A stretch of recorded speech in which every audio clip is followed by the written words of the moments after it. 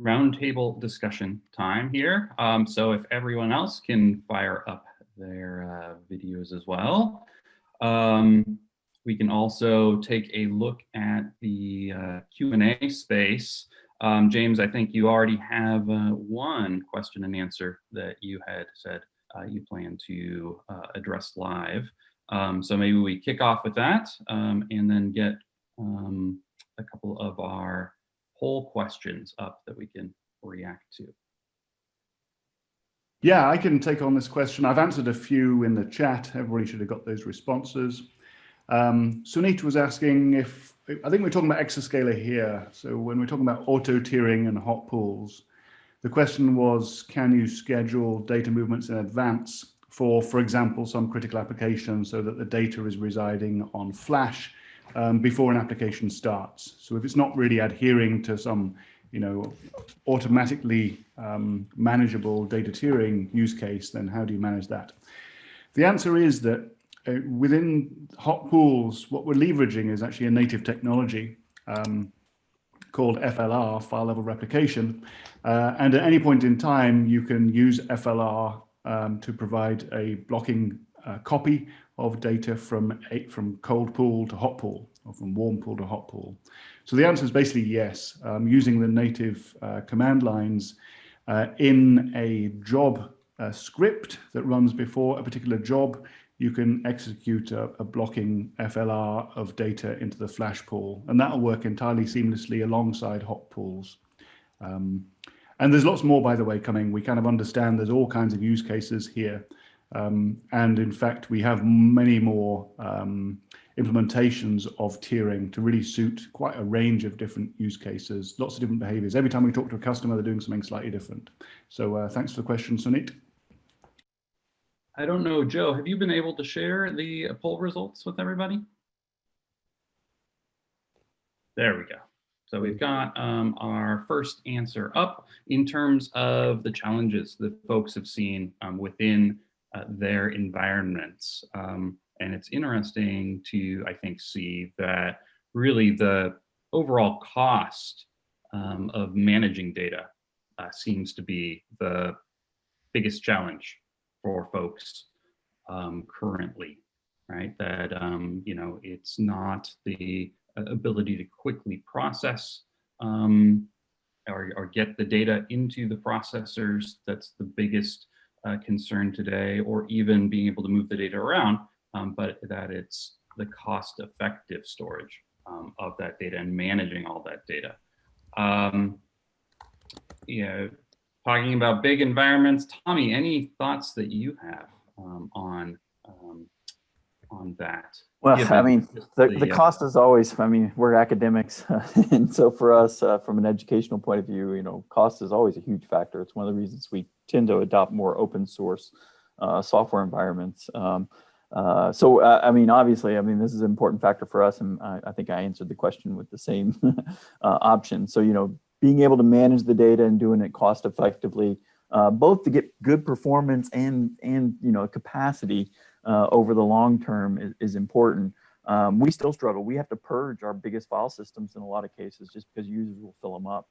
And we're constantly struggling just to keep up with that. I would love to have infinite capacity, obviously, but we can't necessarily afford that. It is interesting to me that the client system performance and mobility were kind of the next two higher options. Client system performance would probably be our secondary important factor, making sure we can get enough performance from each client and aggregate at scale.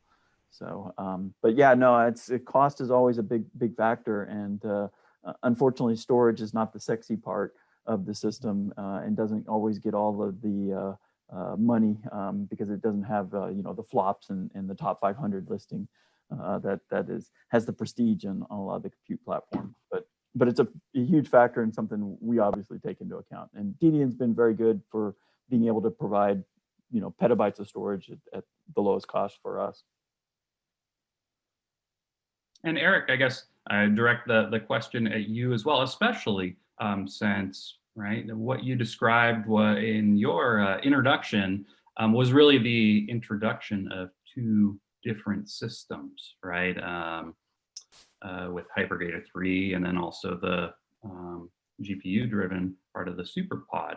And so how do you see addressing maybe some of the data management issues, both just in terms of all of the workloads you have, and then also between kind of those systems as well? Is that something? Yeah, that we are trying to develop a strategy so all of us are aware of sort of this automatic tiering of data, where for making a system be cost effective, but at the same time high performance. And Paul explained that you can buy a 10 petabyte system if it's properly architected that has the performance from the user's point of view of a 2 petabyte system with NVMe. And while that is very valuable, some of our research workflows require a little bit more control, in the sense that in order to have a cost-effective environment, we want there to be an explicit action from the user, and that's what they are asking for, so that they can tell their students and manage their costs in the budgets within their research grants, so that they can say, I'm buying this many terabytes or reserving this many terabytes for my high performance computing. But now some of that data no longer needs to be on that high performance tier, but I don't want it to sort of automatically diffuse away. I want it to be able to say, okay, now this data in this folder needs to be moved to another storage, so that my bill from now on will be reduced by this known fact. And I don't want any graduate students or students to sort of do things differently by accidentally touching the data so it gets rehydrated back to the high performance, and then my bill is no longer what I want. So we are developing tiered storage that is very explicit, in the sense that is very high performance, and then we tell people, now you need to go to the next, or if they want to, then they can save cost by moving the data. And what they're now asking is they want to have something that's like a total dark storage, like what Amazon has with its Glacier storage. But they don't necessarily want it in Amazon. They want it as part of the on-premise offering, so that they can put storage there and they just know that there is a second copy. They're not going to access it until some disaster happens. And that kind of management to do it cost effective, because the prices that they are willing and are able to pay in their grants are comparable things that you can buy in Best Buy, which of course doesn't sustain for a large high performance environment if you have a lot of users and a lot of data moving in. So it's a constant negotiation. We need to tell them, well, we cannot beat the Best Buy prices, but your Best Buy drive, if you would use it the way you're using the storage that we offer you, that drive would fail within a week. So you have to pay a little bit more, but still they don't want to pay 10 times more, or they don't want to pay 20 times more, right? So that's a constant struggle. And we've been working over the years with DDN and have made some interesting cost-effective solutions work, and people are buying more and more of that storage, and we're expanding the storage systems. So that means that we are hitting the right price point with a balance of performance and reliability of data. The storage doesn't disappear on them. So that's definitely a top priority.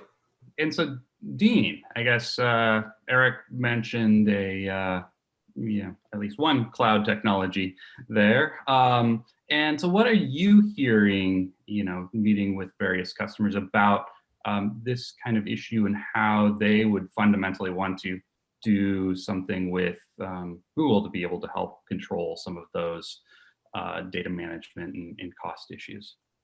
Yeah, I mean, it's a great topic. The cost of data management, I think, cannot be understated enough. The cost for bytes of storage, I think, is an interesting one that obviously we constantly struggle with. But I think an interesting dimension is always the cost for performance, and I don't think necessarily people think about buying performance as much as they should, especially when you tie it into all the other data management, backup, DR, and all the other aspects, right? And so I think a lot of the feedback we get is around, okay, you have all of the technologies, the lowest cost tier, fast tiers. How do you bind them all together to make it easy and just reduce that data management burden that you have. It's not necessarily that the costs themselves are, too high, but how do I ensure that, I don't leave IOPS sitting on the table, and why am I paying for them when I'm not using them? And then as well as same thing with bytes, right? How much, if users are buying, 10x the number of bytes they need just to get the right performance, then that probably isn't also the right way forward, and they need to rethink about, how their deployments work. And so, we have like 3 or 4 block SKUs as well as 4 object storage tiers. So in that way, there's something for everyone. And I think, again, it goes back to how do you make it easy? How do you make the data movement seamless and secure across all those systems? And then, of course, integrating in the hybrid on-prem systems to make sure that that data movement is secure, and, everyone wants their data in the right place at the right time, right? And so I think those are the challenges that that we have in cloud, but at the same time, I think we're in a great position to resolve those, given that you can come to a single portal and see all of your data, right, and just move things around as needed. So.